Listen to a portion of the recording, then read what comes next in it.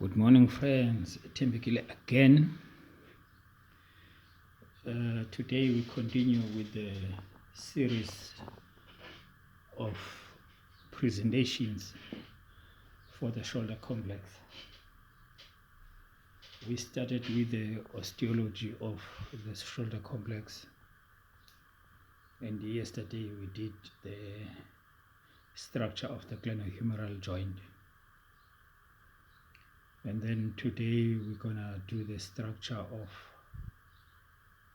the sternoclavicular joint and the scapulothoracic articulation. Since it's not a joint, we're gonna brush over the scapulothoracic articulation and do some things for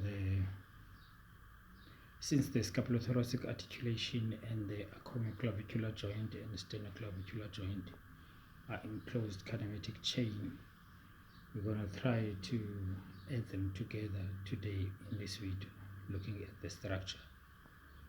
But the focus will be more on the sternoclavicular joint. Okay, right, we can continue. Here we go. If I pull the lower part up.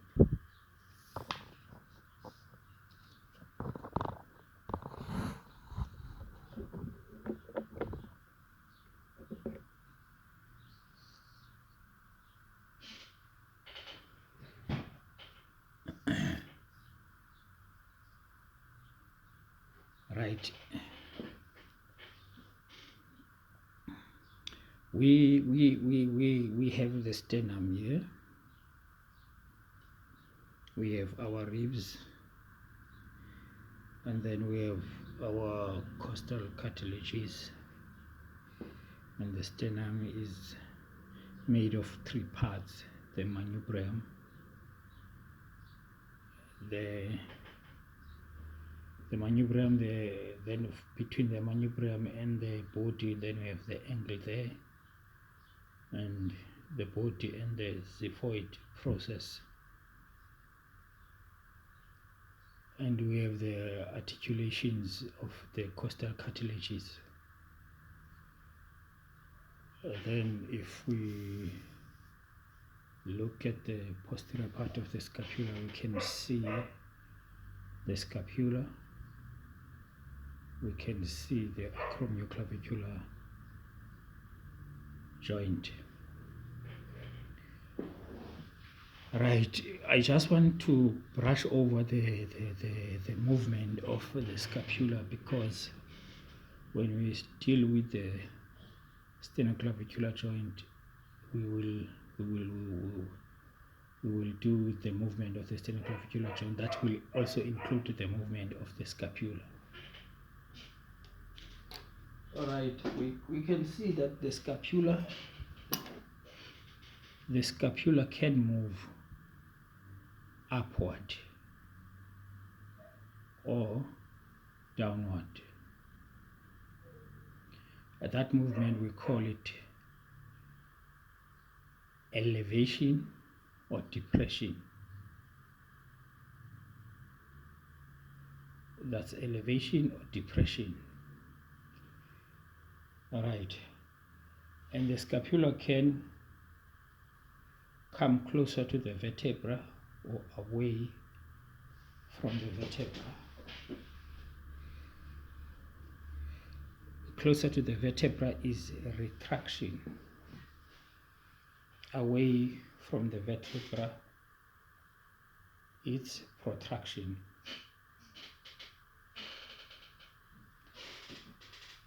Then the scapula can also rotate. Scapula can also rotate. If we look at the glenoid cavity, is facing laterally, is facing anterior lateral. So when the inferior angle of the scapula, only the inferior angle moves away from the vertebra, it will tilt the glenoid fossa upward. That we call upward rotation. And again, when we bring the inferior angle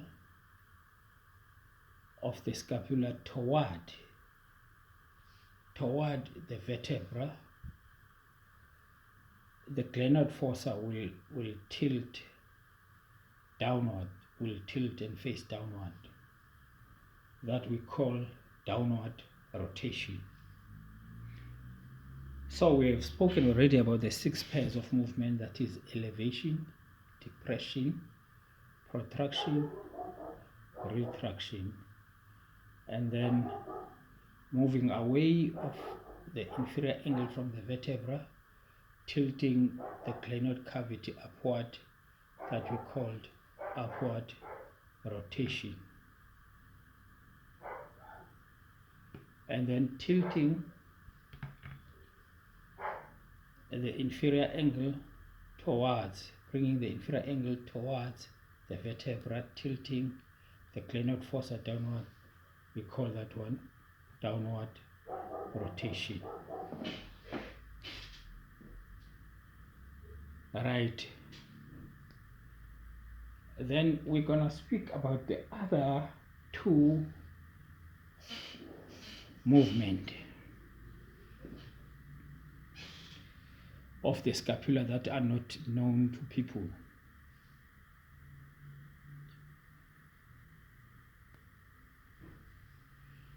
Those movements, we can call them is 2 pairs, right? Right. If you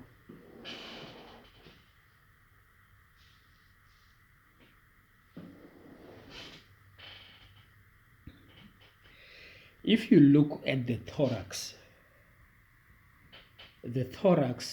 if you look at the thorax from superior to inferior, is not a flat, is not a flat like this table. Is bend, is round, you see. So when we speak about elevation and depression, as if is the moving up of the scapula or moving down of the scapula, that is a very, very simplistic way of explanation. We just do that in order for people to understand. But that movement of elevation and depression is not a pure elevation and depression. There is another movement attached to that movement. So when the scapula elevates, if it was elevating straight up without tilting anteriorly,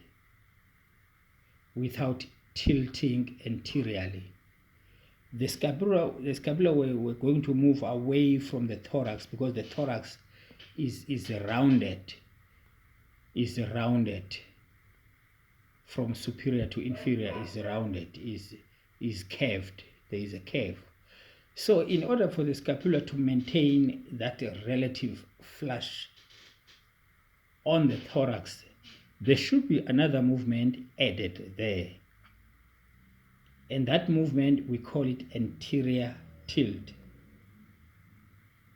Then therefore elevation is associated with the anterior tilt, and depression is associated with posterior tilt. Right. It will be a little bit difficult to understand me when I say these things. You will just have to repeat a video so that you get what I'm saying. Right. Again, when you look at protraction and retraction.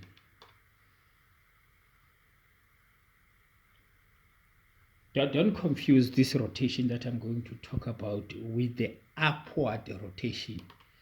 The upward rotation is like this. That's an upward rotation, right? The upward rotation is the movement around the anterior posterior axis. That is upward rotation. Now this fifth pair of movement that we call medial and lateral rotation. This one, the axis of rotation is superior inferior axis. That axis of rotation is like this, right? Then the upward rotation, the axis of rotation for the upward rotation is anterior posterior like this. That's why the scapula is moving like this. It's anterior posterior. Now the medial rotation and lateral rotation is similar to anterior and posterior tilt, but it happens on the horizontal plane, right? Because even from this side to this side, this rib cage is rounded. So when you do protraction and retraction, it must go around the rib cage. In order to maintain that relative flush along the rib cage, a movement called medial rotation and lateral rotation should be added to protraction and retraction.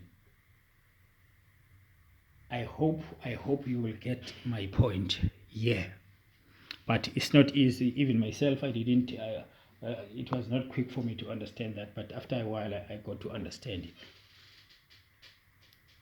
So when we speak about scapular movements, even when we explain, if you can catch it here, when we go deep into biomechanics of the shoulder complex, it will help you to understand terminologies that we will use, even the concept that we will introduce down the line.